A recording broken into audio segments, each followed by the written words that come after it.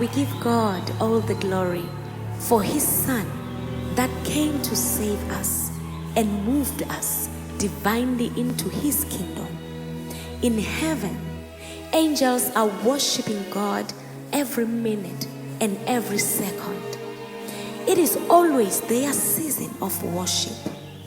It is constant and never changing. Even the schemes of the enemy cannot separate them from it. For His love endures forever.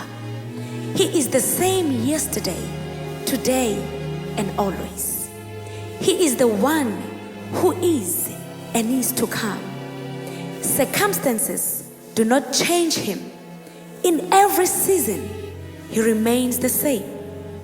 He inhabits the praises of His people.